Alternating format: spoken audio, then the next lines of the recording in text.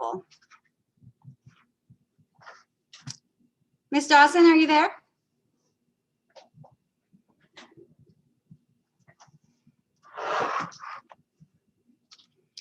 She may be meeting with another client, or she may be in a conference with Attorney Oberholzer. Jennifer, can you show him to the prosecutor's office so that he can meet with her on a laptop? We're going to set you up where you can have a private conversation with her via the computer. I will send her a chat to let her know you're waiting.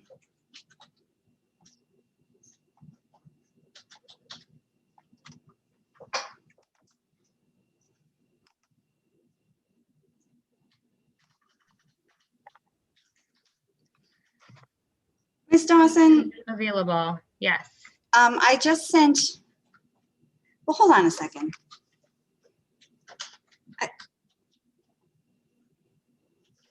This is Judge Sterkenburg. I'm well. I'm picking up this call right now from the bench because I happen to have the city attorney, Ms. Dawson, with me. I wondered if it was about something happening this afternoon.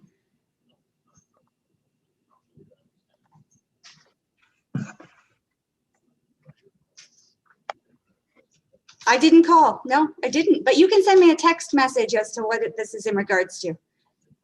All right. Thank you. Goodbye. That was Ralph Mason. I thought maybe he needed something with you. Who's Ralph Mason? He's one of our ordinance officers. Oh, I always work with Officer Genrich. He works for Officer Genrich. Oh, okay. Yeah. Very good. Yes. And so apparently not. So Well, I know that Officer Genrich has been very busy. I would imagine that all of our city ordinance officers are very busy. Yeah, a little bit. All right, so I just put Anthony Sanchez in the physical prosecutor's office here, so I'll move you in there so you can have a conversation with him. I can do that. Thank you. And what is your name, ma'am? Abigail Dawson? Oh, okay. All right, Ms. Dawson, you don't have an attorney representing you either. And so I'll need you to meet with Ms. Dawson on your own as well, the same as Mr. Sanchez. So yes, you're gonna need to meet with our city attorney before you come back and see me. So if you go wait in the lobby in the green chairs, when you see the young gentleman who was here before in the suit, when he comes out, you can go in. It'll be your turn. All right.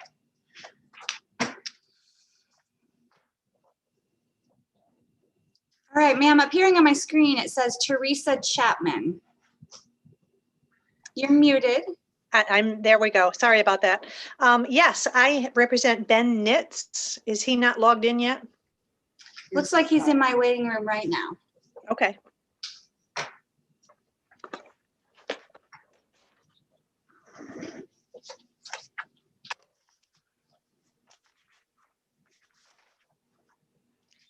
Ben, you're going to want to unmute. Bottom left. Got it.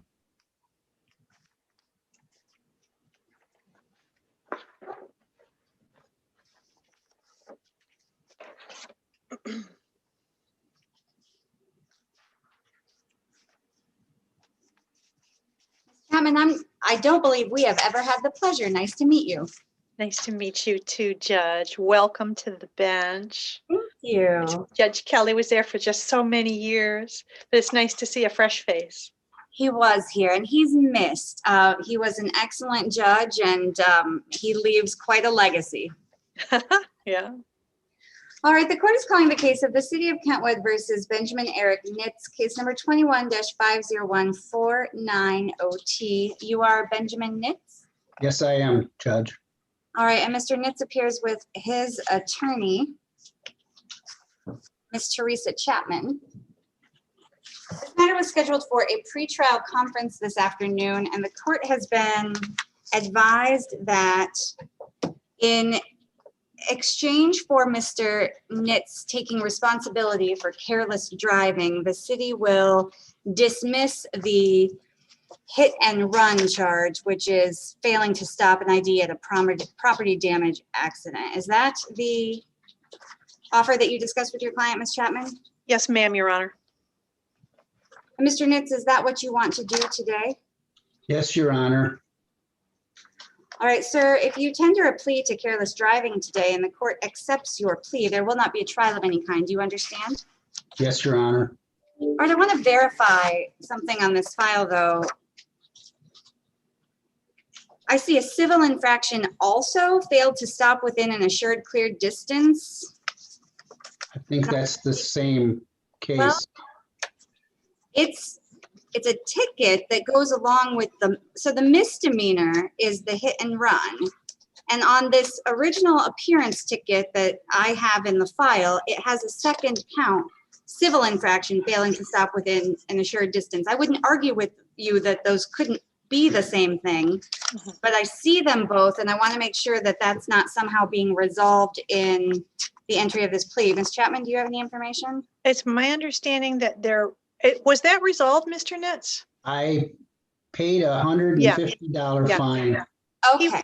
He went and paid that one before he hired me. Or we would have resolved it together with the plea. All right, and that answers my question. I just wanted to make sure we all were on the same page. Mhm. All right, sir, is it your voluntary choice then to accept responsibility for careless driving and thereby waive all of your trial rights? Yes, Your Honor. Did anyone threaten you or make you any promises in order to get you to plead guilty to this offense? No, Your Honor. As to the offense of careless driving, how do you plead? Guilty. All right, sir, were you driving a vehicle in the city of Kentwood, County of Kent, back on March 5th of this year? Yes, I was. All right, and at that time, what did you do that makes you guilty of careless driving? I failed to stop and hit a car in front of me, and then I left the scene without identifying myself. All right, and the reason I ask is because for the record, we want to make sure that there is a factual basis for accepting your guilty plea, and I do find that there is a sufficient factual basis. Ms. Chapman, I'll hear your comments before I impose sentence. Yes, ma'am, Your Honor. Mr. Nitz doesn't have any other points on his record before this incident. And, I think the prosecutor understood that this was just not a smart move. He should have just stayed there, and he knows better. And he would never do anything like that again. He certainly will pay his fines and costs in a timely manner. Thank you. Thank you. Sir, do you have any criminal record to speak of? No, Your Honor.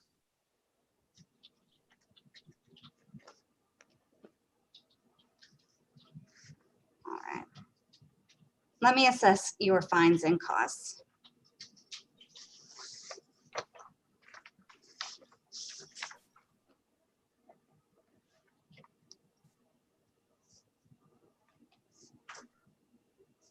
And you are privately retained, Ms. Chapman, correct? Yes, ma'am, Your Honor.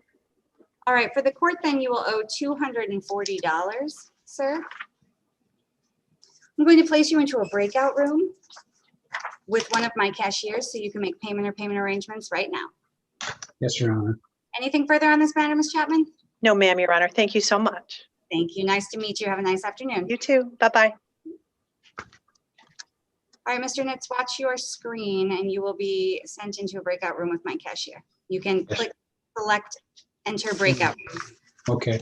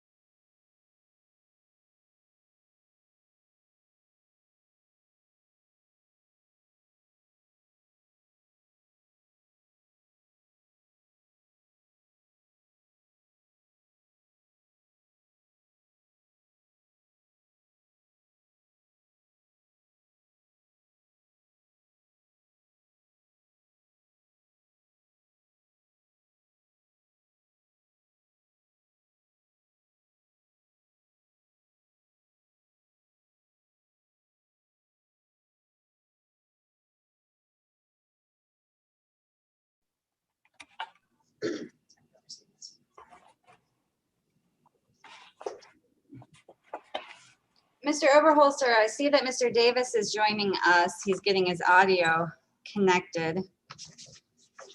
Mr. Davis, it looks like you got your audio connected. It looks like you are muted. If you could just please unmute yourself. There should be a red microphone icon at the bottom of your screen somewhere to unmute yourself. Are you ready to proceed on Mr. Davis, or do you need a breakout room with him? If I could just, Your Honor, I just wanted to clarify, did Your Honor receive the email from Ms. Dawson regarding Mr. Davis by chance? I don't see one. No. She may have sent it to,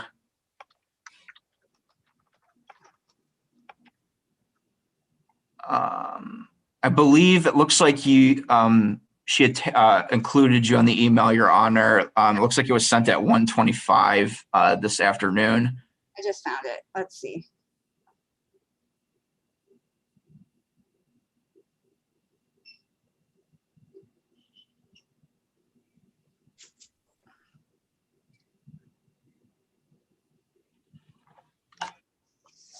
All right, I see it. I don't have Mr. Davis's file in front of me. Why am I receiving this specifically? Well, Your Honor, I was appointed on this case. It seems to me that Mr. Davis may have possibly been arraigned on a misdemeanor charge for the dog at large, or from what I can tell in my file, it seems like it is intended to be a misdemeanor charge. So I just wanted to, I suppose, clarify with the court that I guess that it should be a civil infraction, I suppose, pursuant to Kentwood City Ordinance. So I just wanted to make the court aware of that before we did proceed in any fashion here. I see.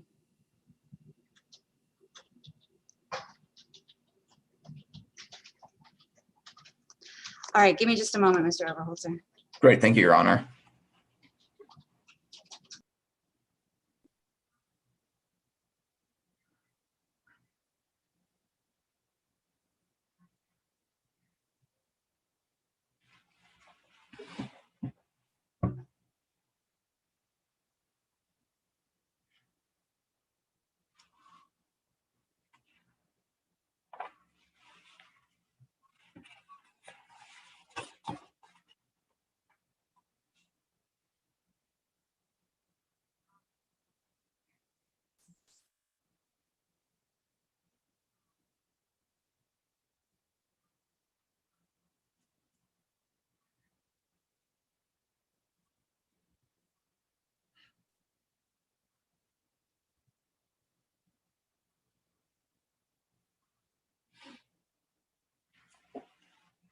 Is it just me and you right now?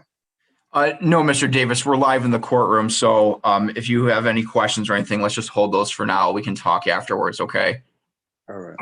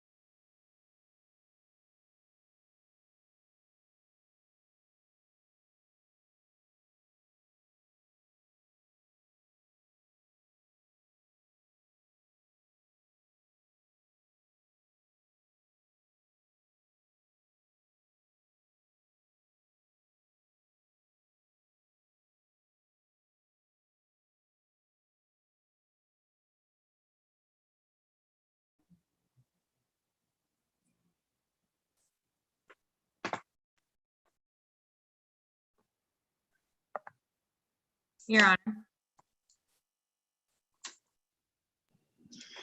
Yes, Ms. Dawson, I was just diving back into Kentwood City Ordinances today. Oh, were you? I see that Mr. Davis is on the screen. I sent you an email about that matter just not too long ago. Is that the one you were? Yes, it was. Mr. Oberholzer brought that to my attention. He was arraigned on a misdemeanor. This was entered into my records as a misdemeanor. For all intents and purposes, I had it as a misdemeanor. And so I was just looking to see if there was some sort of guidance in the city ordinances regarding amounts of fines for this as a civil infraction. It should be typically, and I can actually look it up relatively quickly. It should be $100. Probably far more quickly than me. Well, I've gotten, like, I would like to think I've gotten kind of familiar with these city ordinances and how unique they can be. So the violation for a municipal civil infraction, the first violation is actually $65 and a second violation is $130. Would you like me to share with you where I found that? Yes, please. Why don't you send me a link? I would be happy to do so.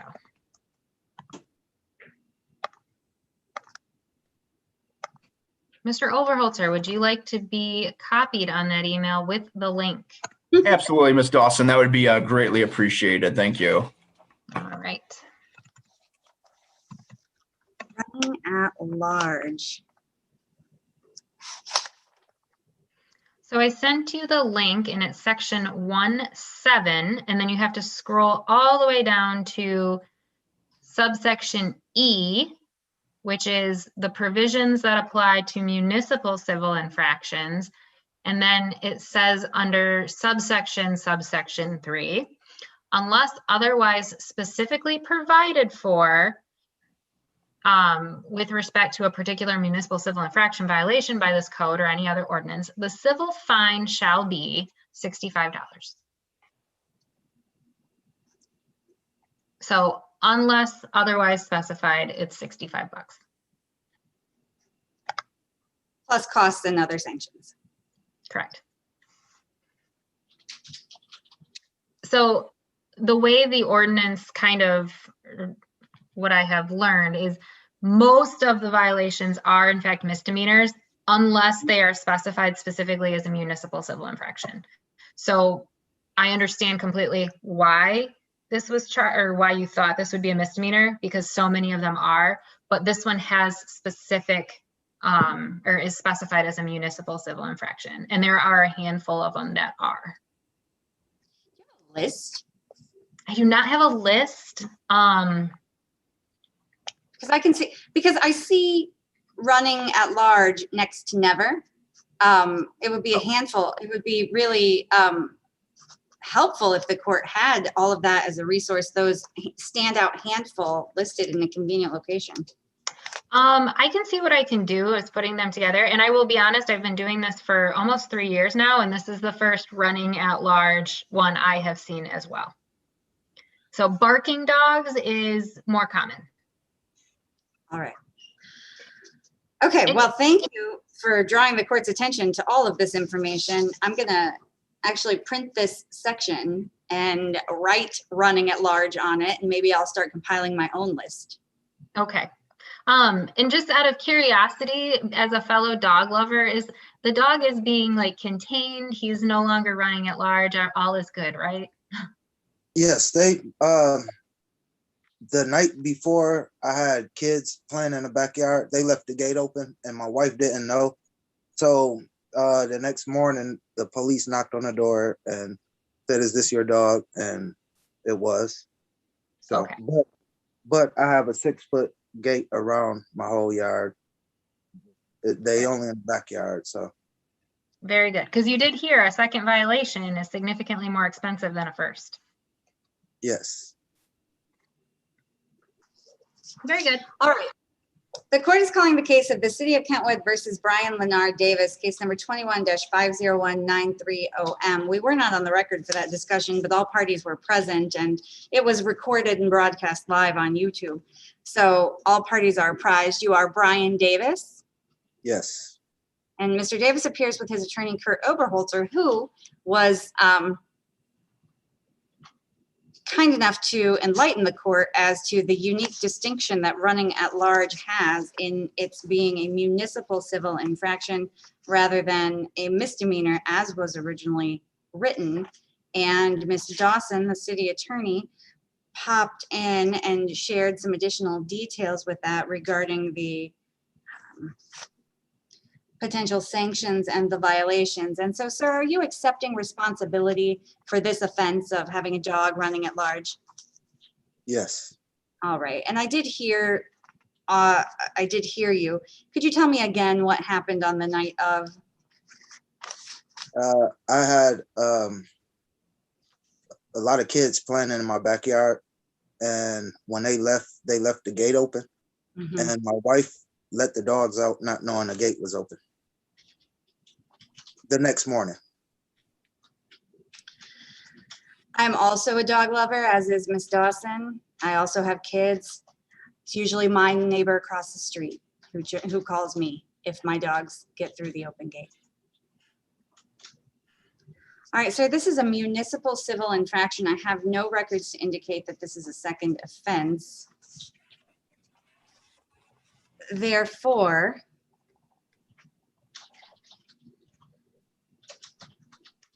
the applicable fine is $65. Mr. Overholzer, I find myself in a unique situation. Ordinarily, I would assess attorney's fees because I did appoint you on a misdemeanor offense, but had the court been more fairly apprised of this, I don't believe I would have. And so, sir, I'm going to waive your attorney fees in this matter. Thank you, Your Honor. Mhm.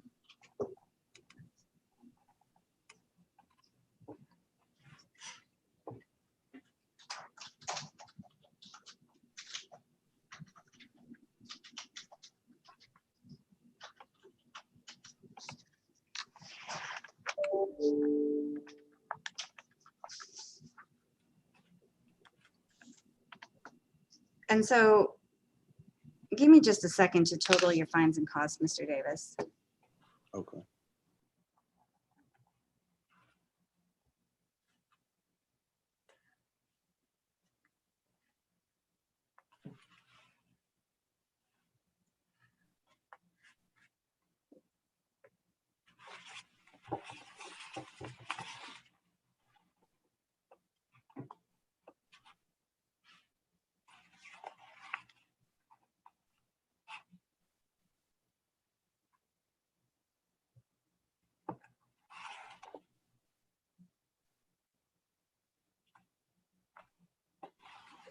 All right, sir, because I am not assessing attorney's fees, I total your fines and costs at $165.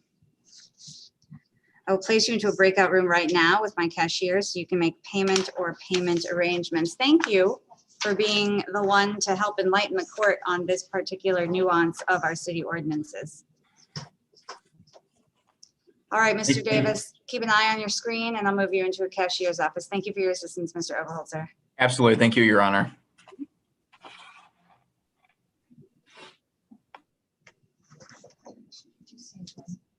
$165.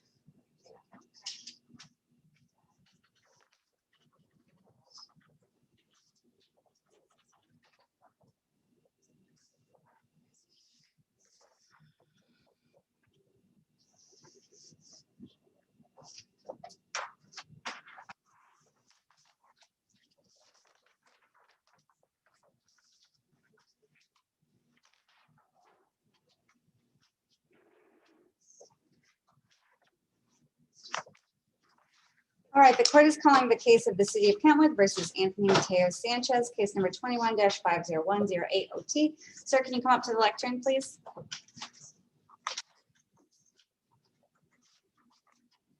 Good afternoon, Mr. Sanchez. This matter was set for a pretrial conference today, and I understand you met with the city attorney, Ms. Danielle Dawson, on your own, correct? Yes, sir. All right, yep, I'll need you to answer out loud so my court reporter can pick it up. All right, the court has been apprised that in exchange for your voluntary plea to the offense of impeding traffic, the city will dismiss the original misdemeanor charge of driving with your license suspended, revoked, or denied. That is contingent upon you getting your valid driver's license, which I hope you have because I see you speeding around my neighborhood on a regular basis. Do you have your license, sir? Yes, I do.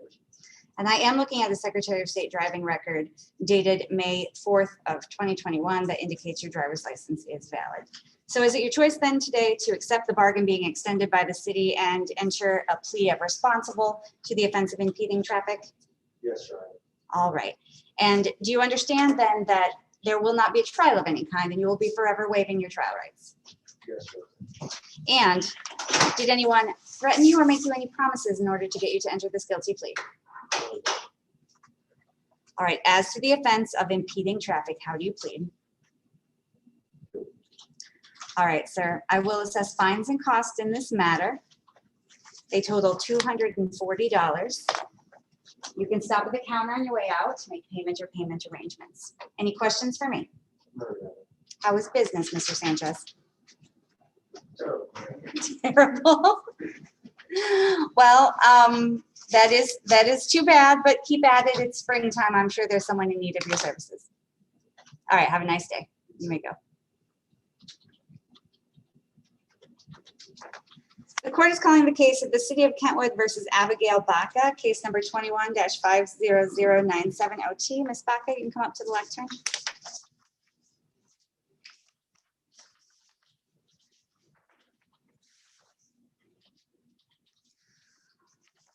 All right, ma'am, you are in a similar situation as the previous customer.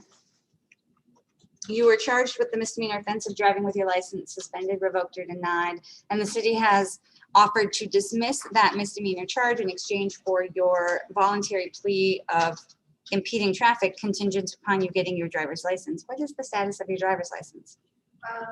I paid the reinstatement fee and I went yesterday to get my license, but I do not have my contacts, so I just have to get my iPad and then go back to my license. But I did pay the reinstatement fee yesterday. You have to go and get your what? My glasses, my contacts. Oh, okay.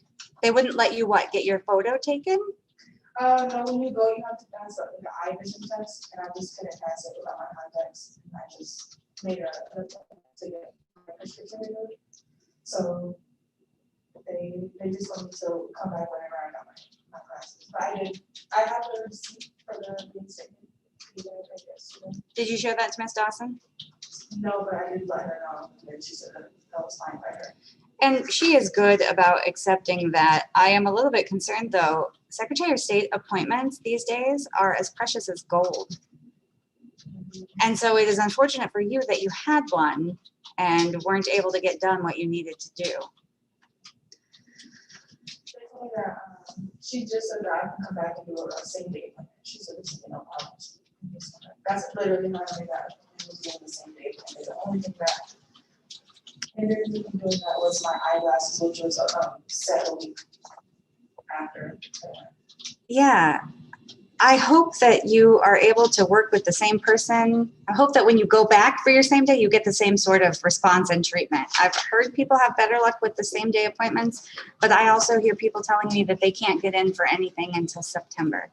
And so I certainly hope that it goes better for you.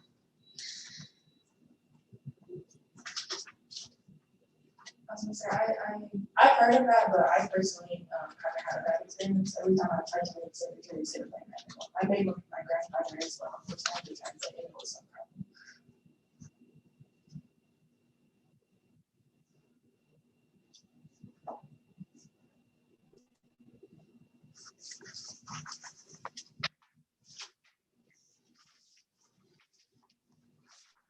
Miriam, do you have any other criminal matters pending?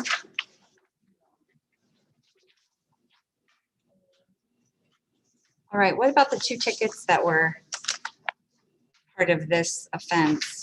Did you pay those? They defaulted. I paid 2 tickets. I'm not sure if it was part of that recent accident or the one that was before, but the ones that were a part of the suspension or a part of the suspension, I didn't pay in full, and then they told me to go to the Secretary of State. Yeah, and that was here that you paid them? No, All right, let me look. that was, I believe, I'm not sure if it's found on there.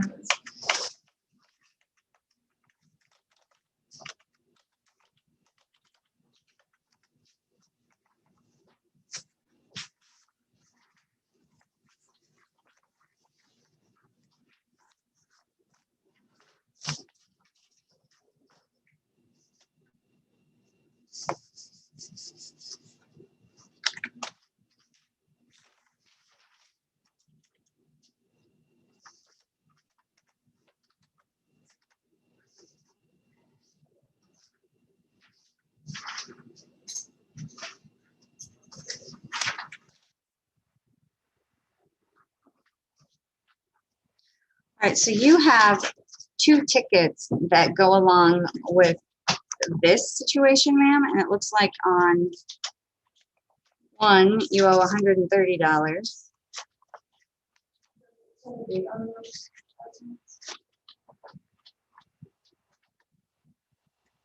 Offense date of February 9th of this year.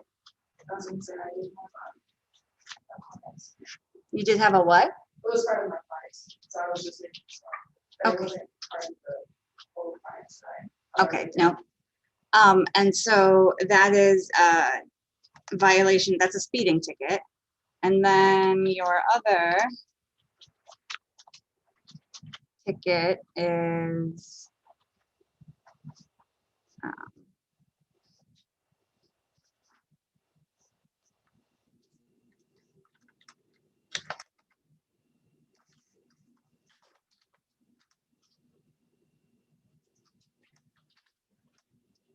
driving with no insurance, and that is $315.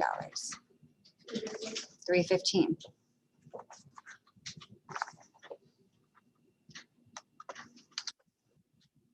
Right, and I don't show payments on either of those.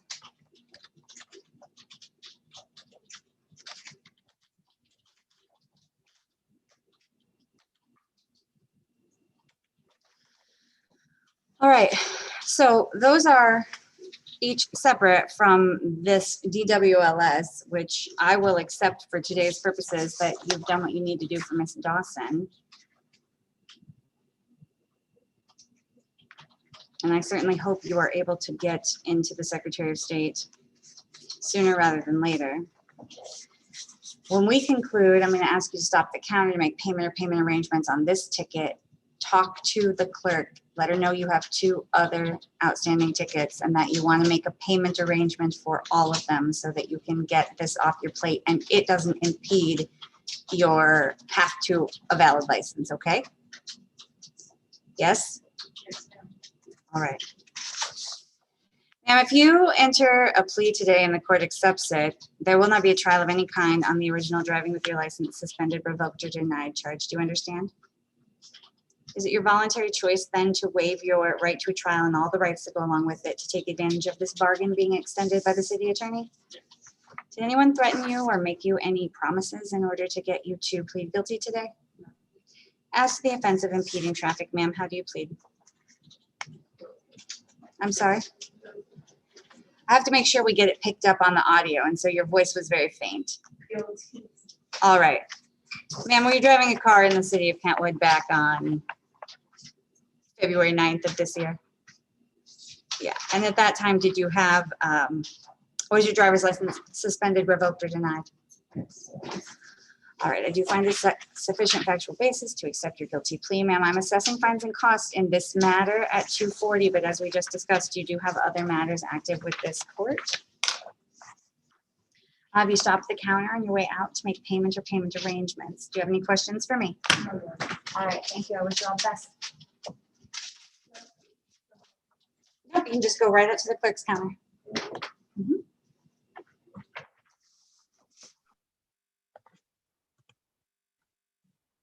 Your Honor, Yes, ma'am. did you speak to Mr. Sanchez? I did. He's gone already.